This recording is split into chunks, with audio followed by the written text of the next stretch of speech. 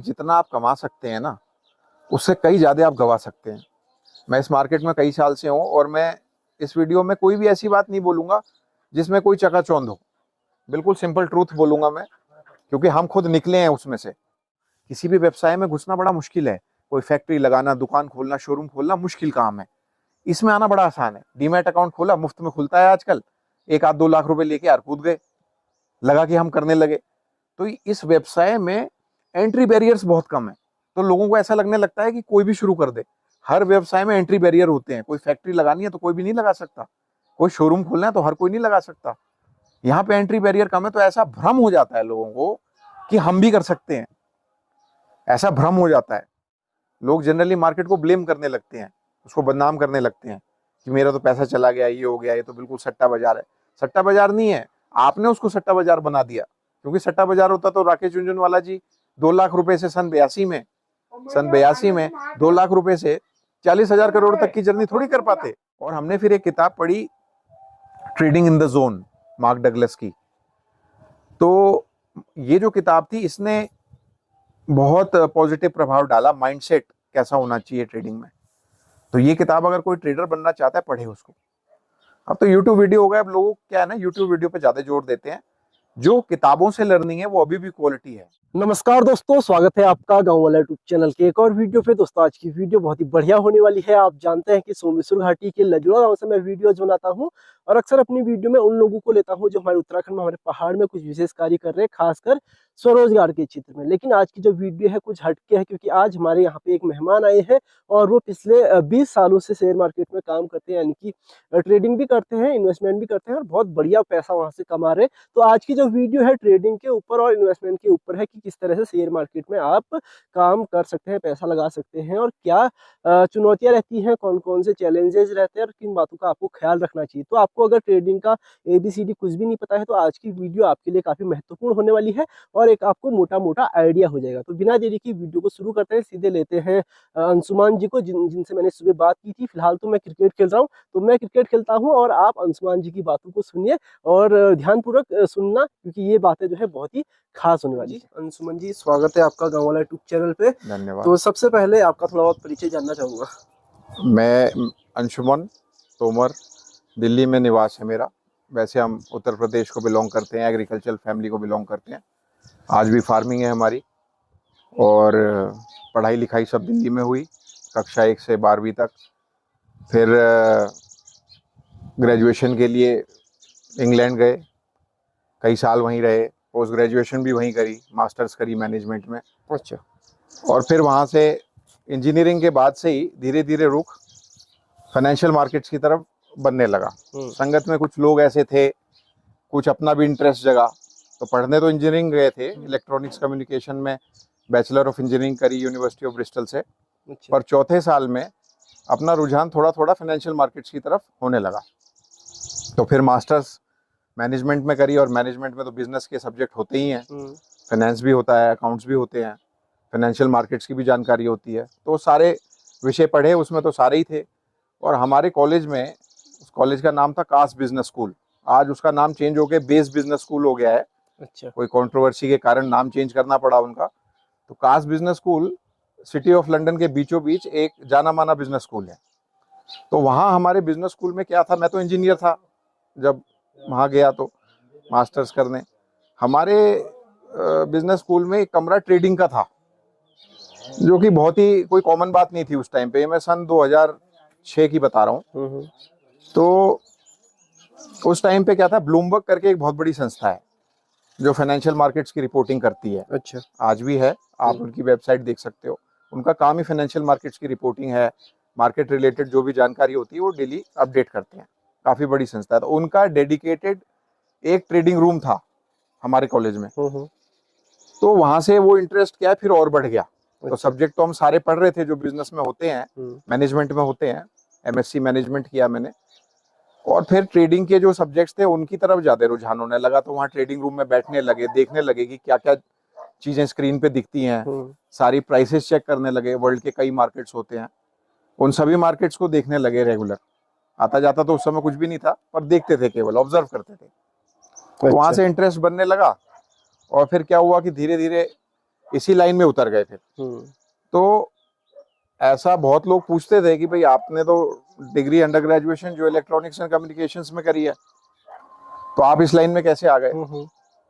तो ऐसा इंडिया में तो थोड़ा ऑड लगता है, पर विदेशों में जितने भी बड़े इन्वेस्टमेंट बैंक्स हैं या जितनी संस्थाएं हैं जो कैपिटल मार्केट्स में ऑपरेट करती हैं डेली बेसिस पे, जिनका मल्टी बिलियन डॉलर रेवेन्यू है, वो ज्यादातर टेक्निकल लोगों को पसंद करते हैं। अच्छा।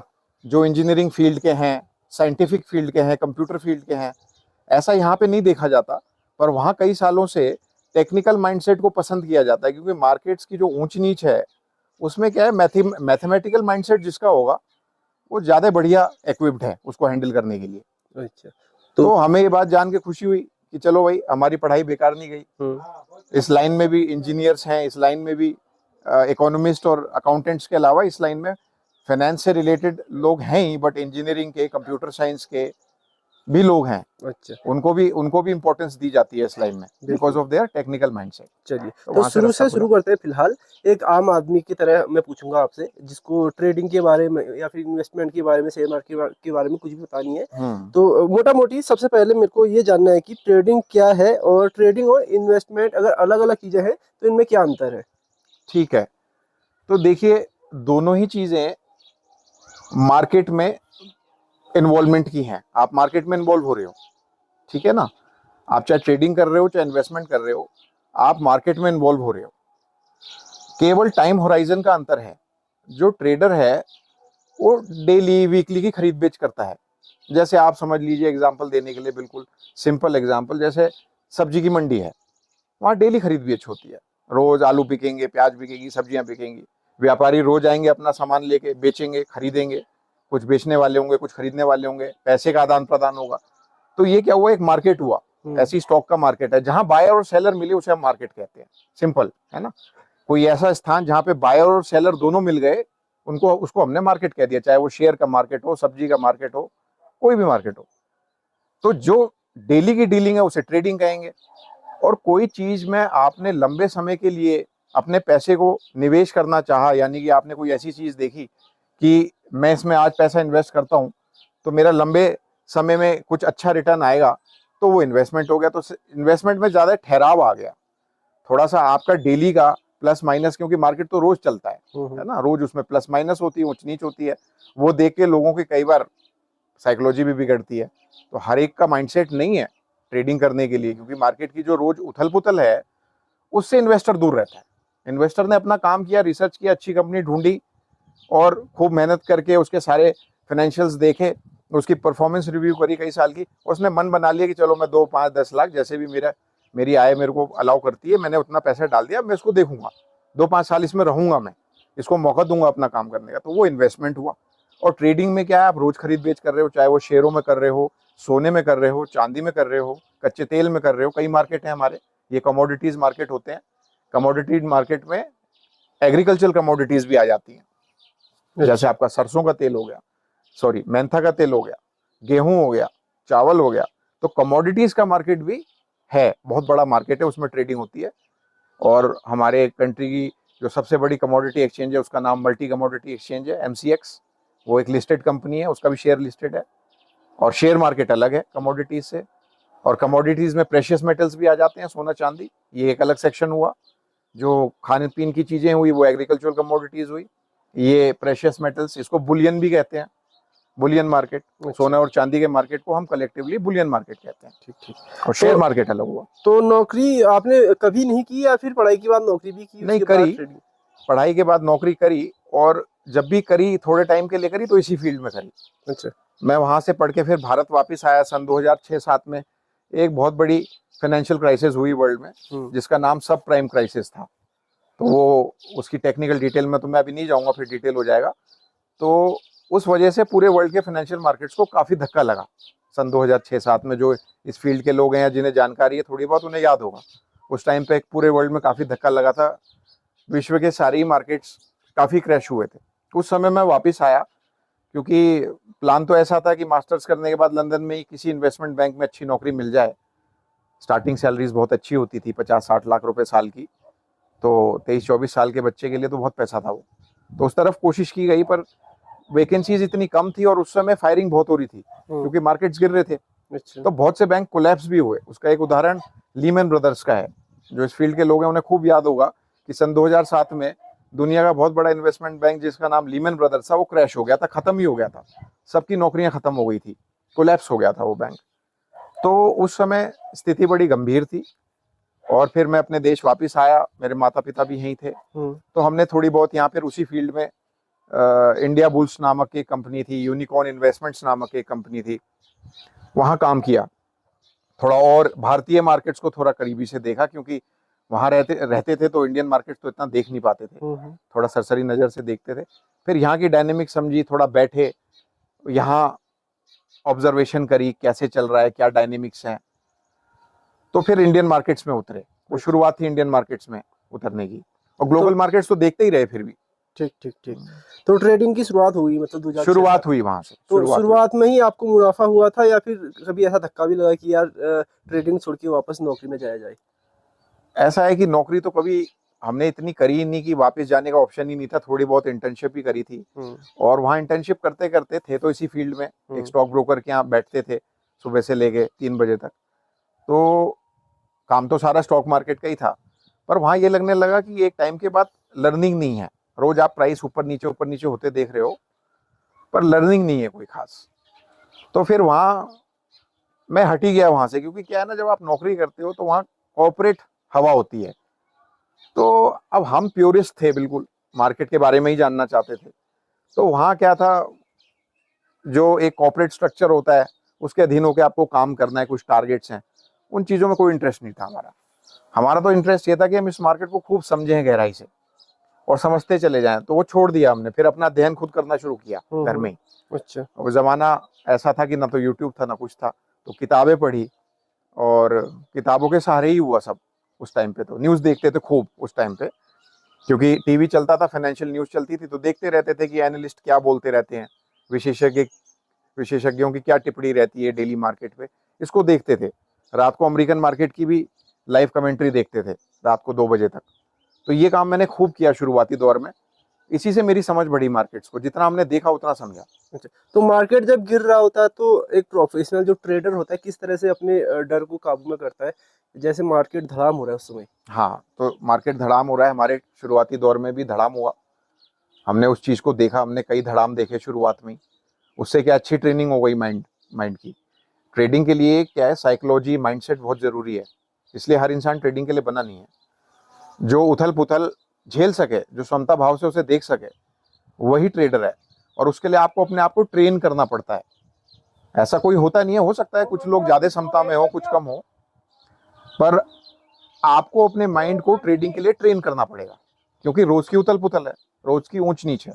आप डेली नहीं तो वीकली नहीं तो मंथली इन्वॉल्वमेंट कर रहे हो उसमें, कभी लॉन्ग कर रहे हो, कभी शॉर्ट कर रहे हो, कभी खरीद रहे हो, कभी बेच रहे हो। तो ये ट्रेनिंग मेरी जो हुई वो किताबों के द्वारा हुई। कुछ मेरे में क्षमता पहले से भी थी और कुछ मैंने अपने माइंड को ट्रेन किया। ये मैं समझा कि ऐसे काम बनेगा नहीं, क्योंकि मार्केट में रोज ऊंच नीच है, तो ये तो रोज पैनिक आएगा, फिर कभी पैसा जा रहा है कभी आ रहा है। इस चीज के आपको खूब यूज टू हो जाना चाहिए, तभी आप एक अच्छे ट्रेडर बन सकते हैं। उसके लिए आपको आज की टाइम में तो यूट्यूब वीडियो हैं, एक से एक टीचर हैं, और इस विशेष चीज में जो है इसमें योग ध्यान का भी बहुत बड़ा रोल है। अपने माइंड को ट्रेन करना और कैसे समता में रहना। तो ट्रेडिंग को मैंने फिर वहां से माइंड की क्षमता से जोड़ना शुरू कर दिया। अच्छा, अक्सर लोग पूछते हैं कि हम यहाँ पे कितना कमा सकते हैं, लेकिन सवाल ये भी होना चाहिए कि हम यहाँ पे कितना गंवा सकते हैं, यानी कि जो आपका रिस्क मैनेजमेंट है वो कितना है। तो वो उसको थोड़ा समझाइए, किस तरह से आप रिस्क मैनेजमेंट को समझते हैं? देखिए, कितना कमा सकते हैं तो ये है कि जितना आप कमा सकते हैं ना, उससे कई ज़्यादा आप गंवा सकते हैं। मैं इस मार्केट में कई साल से हूँ, और मैं इस वीडियो में कोई भी ऐसी बात नहीं बोलूँगा जिसमें कोई चकाचौंध हो। बिल्कुल सिंपल ट्रूथ बोलूँगा मैं, क्योंकि हम खुद निकले हैं उसमें से, है ना। और इसमें बहुत सक्सेसफुल लोग हैं, और ये सब कहने से पहले मैं बात बोल देना चाहता हूँ कि इस फील्ड में अनलिमिटेड सक्सेस पॉसिबल है। अगर आपका राइट माइंडसेट हो तो अनलिमिटेड सक्सेस पॉसिबल है। जहाँ तक कमाने और गंवाने की बात है, अगर आप लापरवाह हैं, आप अध्ययन नहीं करते, आपने टाइम नहीं निकाला इसके लिए, इसको टाइम नहीं दिया, तो मार्केट नाराज हो जाएगा आपसे। आप घर में भी देखो, कोई परिवार का सदस्य, अगर आप उसको समय ना दो तो वो आपसे अलग हो जाएगा, आपको ध्यान नहीं देगा वो। ऐसे ही मार्केट में आपको ध्यान देना पड़ेगा, तो आपको खूब सक्सेस मिलेगी। और आप मनी मैनेजमेंट साथ लेके चलो, अपना माइंडसेट आपने ठीक कर लिया, उसके बाद आप मनी मैनेजमेंट साथ लेके चलो, है ना।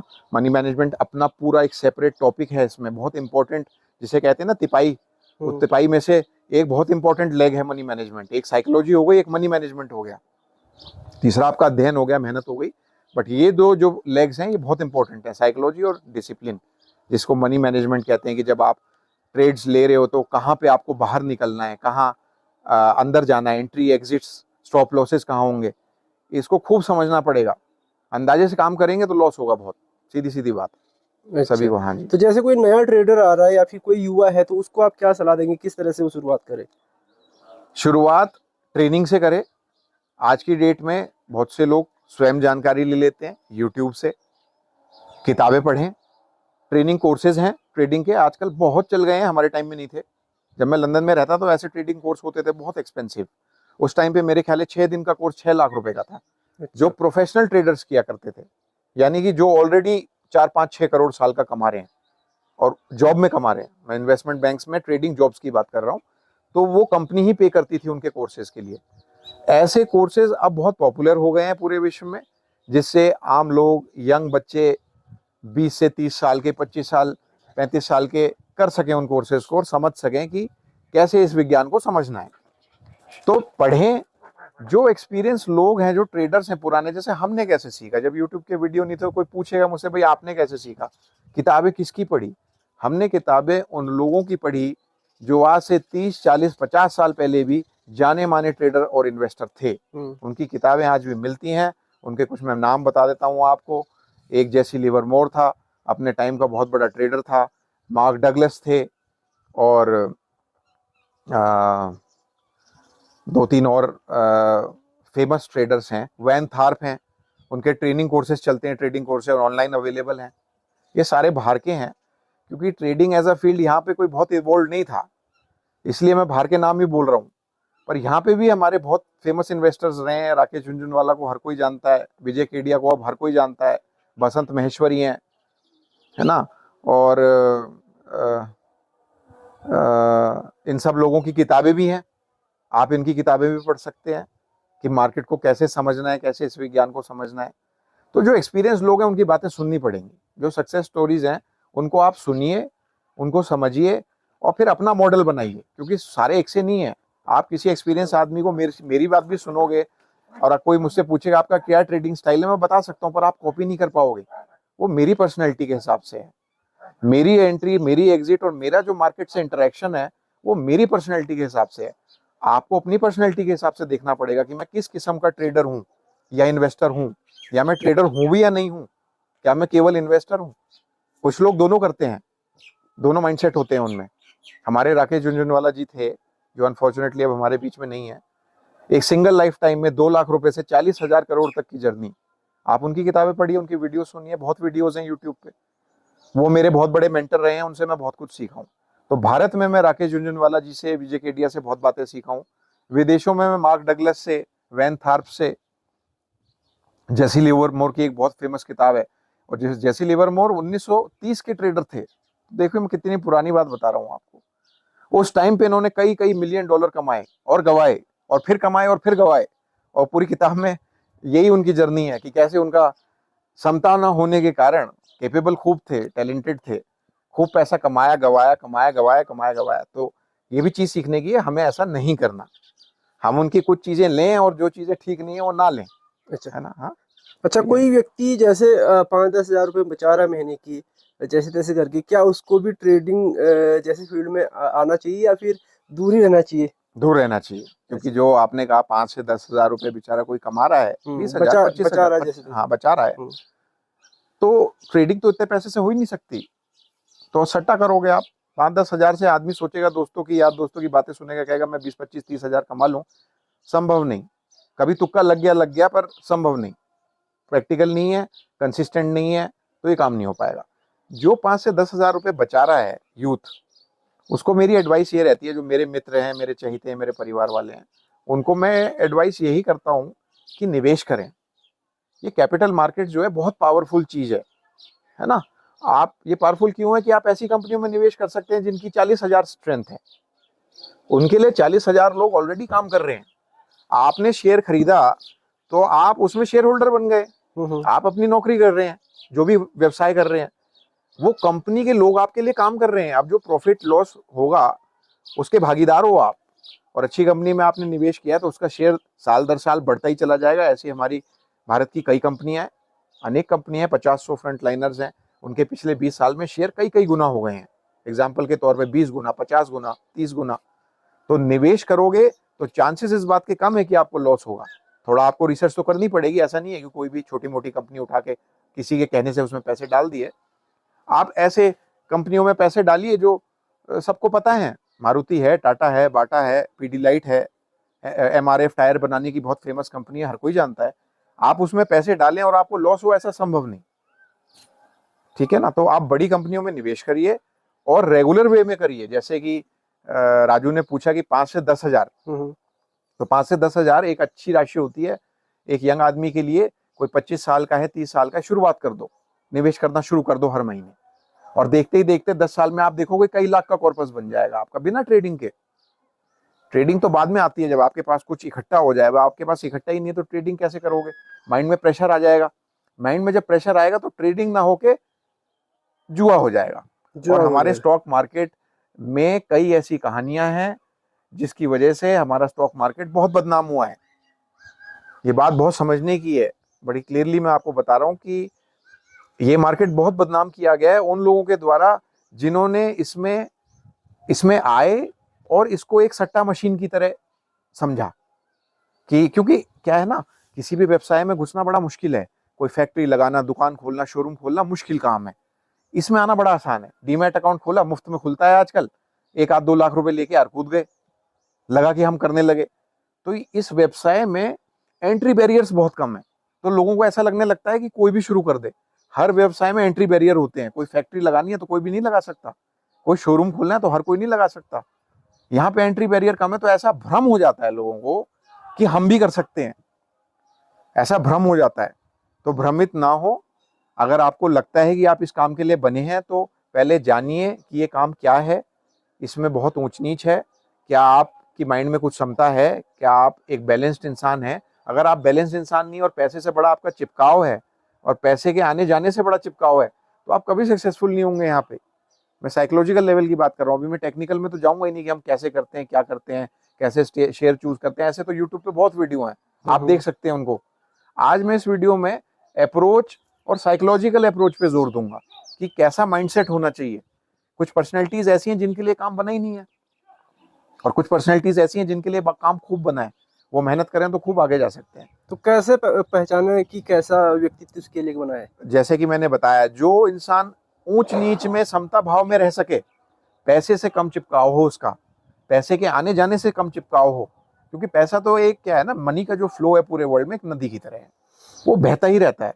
हमारे पुराने पुस्तक जो हमारी पुरानी पुराण वुराण है उनमें भी लिखा है, और क्रिश्चियंस के जो की बाइबल है उसमें भी लिखा है कि मनी को फ्लो में रखना चाहिए, मनी को संग्रह करके नहीं रखना चाहिए, वो सड़ता है। फिर कोई भी चीज रखी रहेगी सड़ेगी, उसमें हवा लगाओ तो मनी तो फ्लो है, आना जाना लगा रहेगा। आप मेहनत कर रहे हैं तो आपको प्रॉफिट भी होगा, पर उसको चिपकाव नहीं करना उससे कि आपने ट्रेडिंग करी है, इन्वेस्टमेंट किया, आपको लॉस हो गया, आप एकदम घबरा गए। लॉस हुआ कोई बात नहीं, मार्केट आपको सिखा रहा है। आप किसी भी टीचर के पास जाओगे, फीस लेता है वो।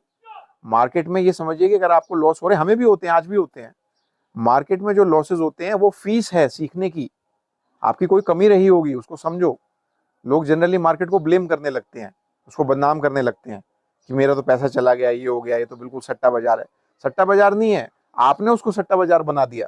क्योंकि सट्टा बाजार होता तो राकेश झुनझुनवाला जी 2 लाख रुपए से सन 82 में 2 लाख रुपए से 40,000 करोड़ तक की जर्नी थोड़ी कर पाते। और पता नहीं मेरे कितने और हैं, मैं तो एक दो नाम बता रहा हूँ आपको। भारत में ऐसे बहुत लोग हैं जिनको हम जानते भी नहीं है, जो इसमें खूब सक्सेसफुल हैं। तो समता भाव बहुत जरूरी है, पैसे से ज्यादा चिपकाव ना होना।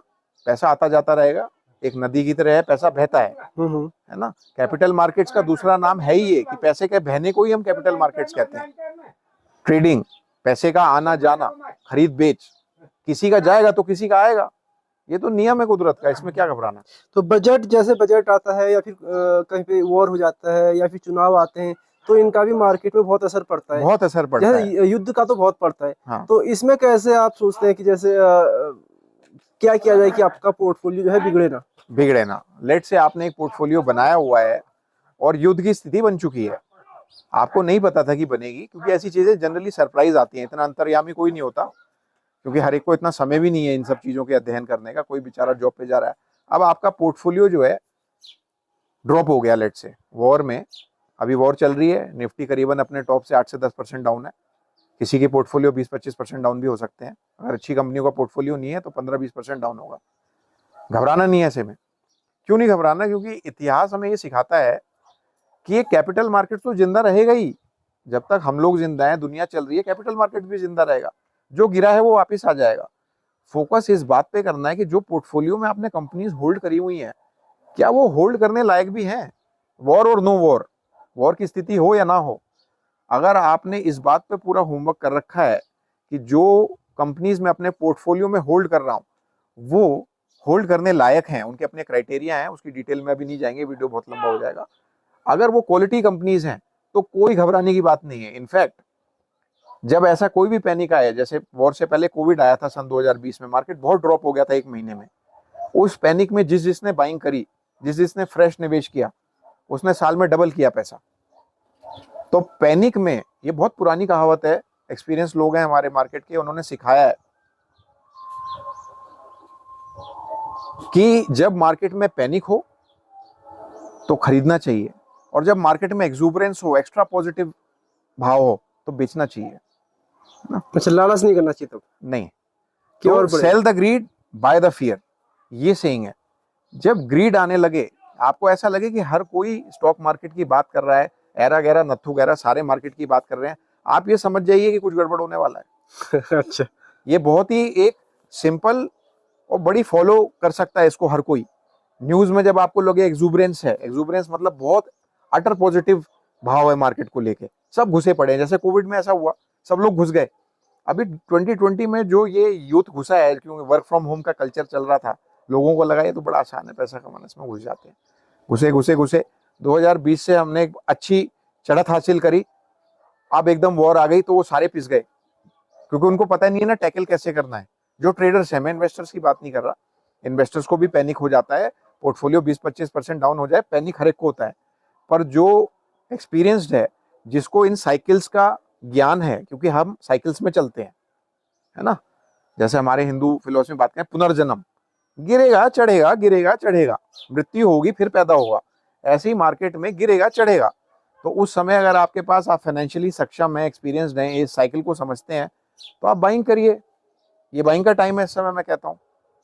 हो सकता है मार्केट 3-4 महीने में रिकवर हो जाए, बहुत अच्छा पैसा बनेगा फिर, जो इस टाइम पे बाइंग करेंगे। अच्छा, तो एक छोटी सी टिप है लोगों के लिए।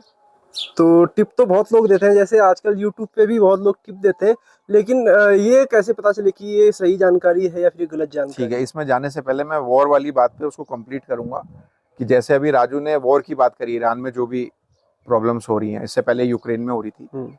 यूक्रेन की प्रॉब्लम्स को मार्केट निरंतर इग्नोर करता जा रहा था, कर ही रहा था, आप देख सकते हो, नया हाई लगा रहे थे सारे मार्केट्स, जापान, अमेरिका, यूके, सारे मार्केट न्यू हाई पे। इस विश्व ने 2 विश्व युद्ध देखे हैं, उनमें से भी निकल के आया मार्केट। तो युद्ध से मत डरो, वहां भी ड्रॉप्स आए थे और तुरंत रिकवरी हुई थी 1 साल में। हिस्ट्री में जा सकते हैं जो लोग जानना चाहते हैं इसके बारे में। वर्ल्ड वॉर 1, वर्ल्ड वॉर 2 से पहले मार्केट का क्या स्तर था, बाद में क्या स्तर था, और रिकवरी में कितना टाइम लगा, इस चीज का अध्ययन करो, बहुत लर्निंग होगी इससे।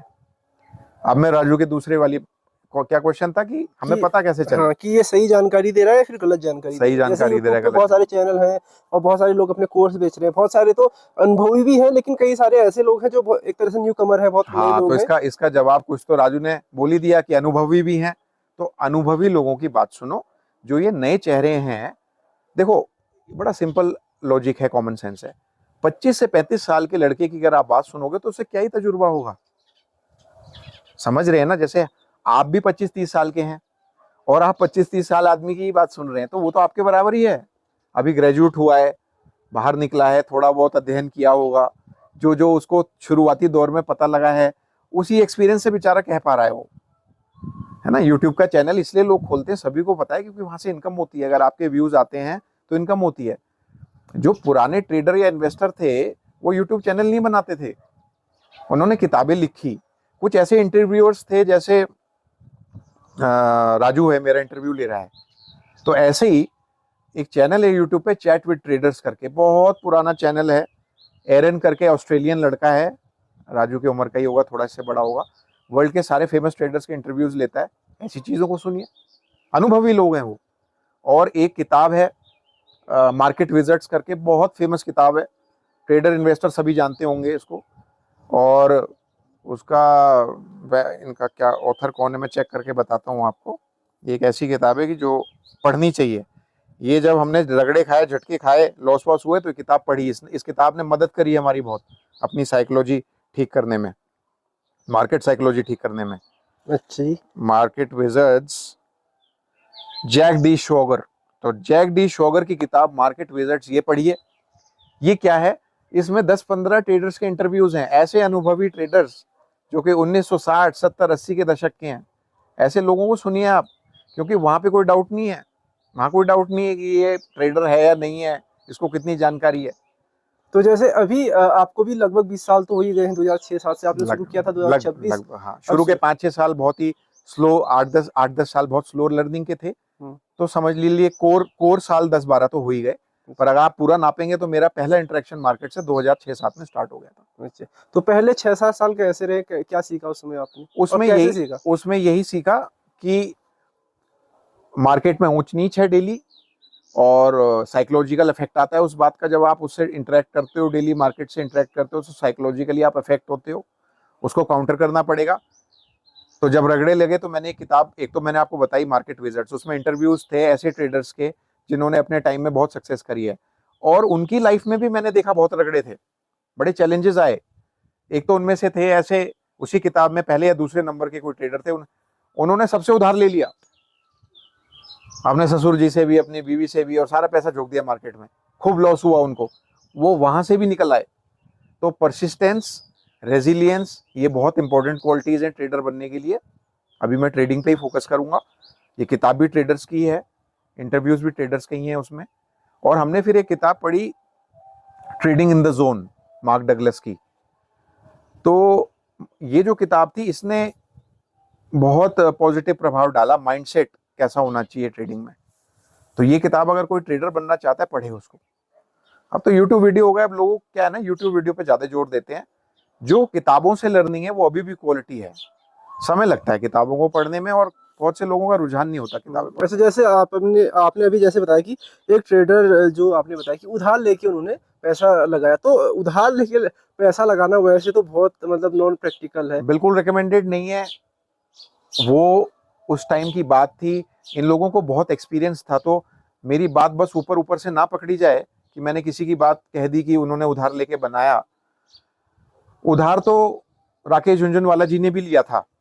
2 लाख रुपए जो लिए थे उन्होंने अपने शुरुआती कैरियर में, उनके पिताजी IRS ऑफिसर थे, अच्छे सीनियर पोजीशन में थे रेवेन्यू सर्विसेज में। उन्होंने तो हाथ जोड़ लिए थे कि मैं तो भाई तेरे को पैसा दूंगा नहीं। तो उनके जो भाई थे वो काफी जाने माने अकाउंटेंट थे मुंबई में, अच्छे बड़े क्लाइंट्स थे उनके, पैसे वाले क्लाइंट्स थे। उनके भाई ने उनको पैसा दिलवाया 2 लाख रुपए, इंटरेस्ट पे, 18% के इंटरेस्ट पे। सन 82-81 की बात है ये। आप देख सकते हैं उनके इंटरव्यूज, वो डिटेल बताते हैं इन चीजों की। उन्होंने लिया तो ये नहीं कि हर कोई ले लेगा, वो क्वालिफाइड सीए थे, उन्हें खूब बुक्स देखनी आती थी कंपनियों की, खूब छानबीन आती थी करनी। ऐसे नहीं, उन्होंने जिन जिन कंपनियों को चुना उनकी कोई स्टडीज थी। ऐसे कोई भी उठ के उधार लेके पैसा नहीं लगा सकता मार्केट में। He was a professional. और जिन मैं पुराने ट्रेडर्स की बात कर रहा हूं, जिनका जिक्र मार्केट विजर्ड्स नामक किताब में है, वो लोग भी कई ब्रोकर्स के यहाँ कई कई साल काम कर चुके थे। ऐसा नहीं है, उनको बहुत एक्सपीरियंस था। उनको पता था कि यहाँ मार्केट बिल्कुल अब ऐसी जगह पे आ गया कि मैं उधार लेके भी लगा दूंगा। तो एक्सपीरियंस और अंदर का जो निर्णय लेने की शक्ति, जो डिसर्नमेंट जिसे हम कहते हैं, वो समय से आती है। कोई भी नया इंसान इस मार्केट में पैसे उधार लेके काम करने की बिल्कुल भी ना सोचे। ये तो बहुत ही खतरनाक हो सकता है, और आपके परिवार की फाइनेंशियल हेल्थ के लिए भी और आपकी साइकोलॉजी के लिए भी। बहुत खतरनाक है और बिल्कुल मैं ये रिकमेंड नहीं करता। ये जिन लोगों के मैंने उदाहरण दिए ये बहुत एक्सपीरियंस लोग थे, क्वालिफाइड लोग थे, इसी लाइन के लोग थे, खूब अध्ययन किया हुआ था इन लोगों ने, तो ये सिचुएशन हुई इनके साथ। तो कहते हैं ट्रेडिंग जैसे अक्सर क्या है कि बंद कमरे में ही होती है, तो स्क्रीन के सामने आप लोग बैठे रहते हैं, तो एक तरह से ये अकेलेपन को भी जन्म देता है, तो अवसाद भी हो सकता है इसमें, तो कैसे आप इसे डील करते हैं? अकेलेपन को जन्म देता है ऐसा तो नहीं है, बहुत से लोग, बहुत से ट्रेडर्स बाय नेचर इंट्रोवर्ट होते हैं, एकांत में बैठना चाहते हैं। जनरली कई बार ऐसा भी होता है, इंट्रोवर्ट पर्सनैलिटीज अच्छे ट्रेडर्स बनते हैं क्योंकि वो नॉइज में इन्वॉल्व नहीं होते। इस विश्व में बहुत नॉइज है, खास करके इस युग में बहुत नॉइज है। हम बहुत वीडियोस देखते हैं, बहुत लोगों की बातें सुनते हैं, उससे क्या है माइंड में कंफ्यूजन हो जाता है। तो जो इंट्रोवर्ट आदमी है कई बार क्या है वो नॉइज में इन्वॉल्व नहीं हुआ, तो उसका जो डिसीजन मेकिंग पावर है वो बेटर होती है। कई बार ऐसा देखा गया है, सारों के साथ नहीं पर जनरली ऐसा देखा गया, जो इंट्रोवर्ट आदमी है, जो कम इंटरेक्शन कर रहा है दुनिया में, उसकी डिसीजन मेकिंग में ज्यादा ऑब्जेक्टिविटी है, वो ज्यादा समता भाव से डिसीजन ले रहा है, क्योंकि वो इधर उधर की हवाबाजी में इन्वॉल्व नहीं है। अभी कितने चैनल्स हैं आप देखो, कितने चैलेंजिंग बात है, राजू ठीक ही कह रहा है, इतने लोग जानकारी दे रहे हैं, हमें कैसे पता चलेगा हम किसकी बात सुने किसकी नहीं सुने? मेरी क्यों सुनो आप? तो मैं तो कहता हूँ मेरी भी मत सुनो। तो आपको वैसे 20 साल हो गए, तो आपको भी आना चाहिए था सोशल मीडिया पे, लेकिन अभी आप बता रहे थे कि आप तो कहीं भी नहीं है, शायद फेसबुक पे हैं? नहीं, मैं फेसबुक पे भी नहीं हूँ, मैं ट्विटर पे तो भी आप नहीं कभी हूँ। सोचते हैं कि आपको भी इस तरह के कुछ चैनल शुरू करके एक तरह से गाइडेंस का काम भी कर सकते हैं आप? सोचा जा सकता है, अभी तक मैं अपने डेवलपमेंट में ही बहुत बिजी था, अभी भी डेवलप कर रहा हूँ, और मैं अपने आप को इतना उस लेवल पे नहीं समझता कि मैं इतना ज्ञान दे सकूं, क्योंकि मुझे पता है कि ये मार्केट में अप्रोच, अपनी बातें शेयर कर सकता हूं, मुझे पता है कि मार्केट में बहुत वॉलिटिलिटी है। इवन जो लोग, जिन लोगों के इंटरव्यूज हैं वो एक्सट्रोवर्ट्स नहीं थे, उन्होंने खुद जाके किसी को ज्ञान नहीं दिया, उनके पास लोग आए, जैसे राजू आज मेरे पास आया है, वो मुझसे क्वेश्चन पूछ रहा है, कुछ मेरे को अपनी पुरानी बातें याद दिला रहा है, तो मैं कह रहा हूँ, है ना, कोई पूछे तो आप बिल्कुल देंगे जवाब, उन चीज़ों का अपने एक्सपीरियंसेस शेयर करेंगे। बट मेरा कभी ऐसा नहीं रहा कि मैं स्पेशली एक चैनल बनाऊं, हो सकता है भविष्य में ऐसा करूं, मैं ये नहीं कहता कि मैं नहीं करूंगा। मैं जनरली मैं सोशल मीडिया से कट के रहा हूं, तो आप मुझे इंट्रोवर्ट कह सकते हो। मेरा सिलेक्टेड सर्कल है, उन्हीं लोगों के साथ मैं उठता बैठता हूँ, व्यर्थ की बातों में समय ना बर्बाद हो ऐसी मेरी कोशिश रहती है, और क्योंकि समय बहुत अनमोल है, तो मार्केट के साथ साथ अपने शरीर पे, सेहत पे, योग में, ध्यान में समय बिताया जाए, उससे मार्केट में भी बड़ी मदद होती है। और लर्निंग के लिए अगर कोई पूछना चाहे कि आपने तो बहुत पुराने पुराने बुढ़े बुढ़े ट्रेडर्स की बात कर ली, वो तो अब हैं भी नहीं, उनकी किताबें पुरानी धुरानी कहाँ से हमें मिलेंगी? चलो मिल भी जाएंगी, कोई इस युग का बताइए, है ना, कोई ऐसा बताइए जिसको हम अभी फॉलो कर सकें। तो इन्वेस्टमेंट्स में विजय केडिया हैं इंडिया में, उनके इंटरव्यूज देखिए, बहुत अच्छी जानकारी देते हैं, बड़े सिंपल आदमी हैं, बहुत ग्राउंड लेवल पे रहने वाले बंदे हैं, बहुत ग्राउंडेड आदमी हैं, डाउन टू अर्थ हैं। आई थिंक उनकी नेटवर्थ पिछले 5-7 साल में काफ़ी बढ़ गई है, 300-400 करोड़ के थे, मेरे ख्याल है वो 2000 करोड़ प्लस होंगे। सारा पैसा इन्वेस्टमेंट से कमाया, ट्रेडिंग नहीं करते, वो करते भी होंगे तो बहुत कम करते हैं, उस बात को कहते नहीं है पब्लिकली, और मेजरली उनका इन्वेस्टमेंट्स में ही काम है। और इन्वेस्टमेंट्स में मतलब कंपनियों को ढूंढना, उनको कैसे इवेल्युएट करना, तो आप सीख सकते हैं उनसे काफ़ी कुछ। और इवान बयाजी करके एक लड़का है, यंग लड़का, मॉरिशस का है, तो मॉरिशस के बारे में लोगों को पता होगा भी नहीं भी होगा, मॉरिशस में ज़्यादातर जनता बिहार से गई थी, तो हम लोगों का बसाया हुआ वो है, अंग्रेज आए थे तो बिहार से ले गए थे। तो इवान बयाजी लिखता है, वो फ्रेंच स्पीकिंग है, वहाँ पे फ्रेंच लैंग्वेज है, आप उसकी वेबसाइट देखिए, ट्रेडिंग कंपोजर, बहुत अच्छा वो लड़का है, उसने 10 साल की अपनी सेविंग्स 1 साल में उड़ा दी मार्केट में, उस गहराई, उस गड्ढे में से निकल के आया है वो आदमी, उससे बहुत कुछ सीखा जा सकता है। उसकी किताबें हैं, उनकी एक किताब है फ्रॉम जीरो टू हीरो, आप नाम से ही समझ सकते हो, फ्रॉम जीरो टू हीरो। 10 साल की सेविंग्स जो आदमी 1 साल में उड़ा दे, आप सोचो कि उसको कितना साइकोलॉजिकल झटका लगा होगा। यहाँ फिर अब हम ट्रेडिंग की बात कर रहे हैं, इन्वेस्टमेंट की नहीं। तो उन्होंने फिर 3 किताबें लिखी, और यहाँ पे मैं थोड़ा सा कुछ अलग टॉपिक भी लाना चाहूंगा, कैसे उनका बदलाव हुआ। मैंने भी उनके इंटरव्यू सुने, मेरे ख्याल है ऐसी 35-40 साल के होंगे वो। तो उन्होंने एक ध्यान का कोर्स किया, और वो फ्रांस में किया उन्होंने कहीं, मॉरिशस के थे, फ्रांस गए हुए थे, वहाँ किया, वहाँ से उनका टर्न अराउंड हुआ। और उनकी बात उनके मुंह सुनोगे तो ज़्यादा ठीक है। उनके यूट्यूब के वीडियोस हैं, इवान बयाजी करके है, उसका नाम मैं लिखवा दूंगा, राजू को वो लिख देगा डिस्क्रिप्शन में। उनके वीडियोस हैं, उनकी किताबें हैं, और उनकी वेबसाइट है ट्रेडिंग कंपोजर। तो ट्रेडिंग कंपोजर क्या मतलब हुआ? माइंड का कंपोजर। वो भी साइकोलॉजिकल एस्पेक्ट को एड्रेस करते हैं। इवान बयाजी जो हैं वो भी साइकोलॉजिकल एस्पेक्ट, क्योंकि जब 10 साल की सेविंग्स गायब होती है ना, तो पूरा माइंड आउट हो जाता है। It is very hard to be balanced. उस समय समता भाव रखना बड़ा मुश्किल है। तो उन्होंने ये ध्यान का कोर्स किया, उनको बड़ी मदद हुई इसमें। वहां से इनका देखिए कितना मतलब प्रोमिनेंट टर्न अराउंड। 3 किताबें लिखना उसके तुरंत बाद, और फिर सारा अपने लॉसेस को मेकअप करना। और यूट्यूब पे उनके कई वीडियोज हैं, सीखना चाहिए। तो वो एक यंग आदमी है जिसके बारे में ज़्यादा लोगों को नहीं पता होगा। आई एम श्योर कि बहुत से स्टॉक मार्केट के चैनल्स हैं, किसी ने इनके बारे में बात नहीं करी होगी। आप इनको देखिए, थोड़े लेस नोन हैं पर बहुत कुछ सीखेंगे इनकी वेबसाइट से। आप कई अच्छे अच्छे आर्टिकल्स हैं, उनको पढ़िए। इतना जितना मैंने बताया उतने रिसोर्सेज आप पढ़ने लग जाइए। समय के 4-5 घंटे, दिन के समय आप 4-5 घंटे इस फील्ड में देने लग जाइए, तो क्यों नहीं होगी प्रोग्रेस? ट्रेडिंग में होगी, इन्वेस्टमेंट में भी होगी, दोनों में होगी। समय लगाना पड़ेगा, बिना समय लगाए कुछ नहीं होगा। तो जाते जाते इन्वेस्टर्स के लिए क्या आप संदेश, मतलब अगर आप छोटी बात कहना, मतलब छोटे शब्दों में, कम शब्दों में एक संदेश देना चाहें तो? जो भी यूथ है उनको कैपिटल मार्केट्स में इन्वॉल्व होना चाहिए। रेगुलर एसआईपीस करनी चाहिए। 5-10 हज़ार वाली बात जो राजू ने कही थी इस वीडियो में, हर महीने कुछ ना कुछ मार्केट में इन्वेस्ट करिए। अगर नहीं समझ में आता कहाँ इन्वेस्ट करना है तो म्यूचुअल फंड्स में करिए, पर एटलीस्ट अपनी इन्वॉल्वमेंट कैपिटल मार्केट्स में रखिए। यहाँ पे पिछले 25, 30, 35 साल में 12-15% का एवरेज CAGR आया है। ये स्टैटिस्टिक्स है, मैं नहीं कह रहा हूँ। ऐसा रिटर्न आना सबके लिए संभव है। अगर रेगुलर बेसिस पे छोटा छोटा इन्वेस्टमेंट किया जाए तो हर कोई कर सकता है। और अगर किसी को इस फील्ड में स्पेशलाइज्ड वे में घुसना है तो उसके लिए ट्रेनिंग कोर्सेज हैं, उसके लिए किताबें हैं, यूट्यूब वीडियोस हैं। मैंने कई चीज़ें शेयर भी करी हैं, कुछ ये डिस्क्रिप्शन में राजू जी लिख देंगे। तो अपने आप को असेस करिए, क्या मैं इस फील्ड के लिए बना हूँ, और पॉसिबल है फिर उसके लिए। पर इन्वेस्टमेंट तो हर कोई कर सकता है, तो वो तो करें ज़रूर। SIP करें, आपने सुना होगा, SIP करें, systematic investment plan mutual funds में करें। वो एक्सपीरियंस लोग हैं म्यूचुअल फंड मैनेजर्स। आपको नहीं आता तो उन्हें आता है, वो प्रोफेशनल्स हैं। आप उनको पैसा दें, आपका पैसा 12-15% साल दर साल बढ़ेगा। 10 साल बाद कुछ हज़ार के कुछ लाख बन जाएंगे। इतनी पावर है कैपिटल मार्केट्स में। ये वॉर्स होती रहेंगी, ये कोविड जैसी चीज़ें होती रहेंगी, ये आता रहेगा। इस विश्व ने बहुत आपदाएं देखी हैं, आगे भी देखेंगे। जब तक ये विश्व है, हम सब लोग जिंदा हैं, कैपिटल मार्केट्स भी जिंदा रहेंगे। और जब जब आप पैनिक टाइम में इन्वेस्ट करेंगे, आपका फायदा होना ही होना है, निश्चित है। आप हिस्ट्री देख सकते हो, हिस्ट्री हमें सिखाती है। धन्यवाद।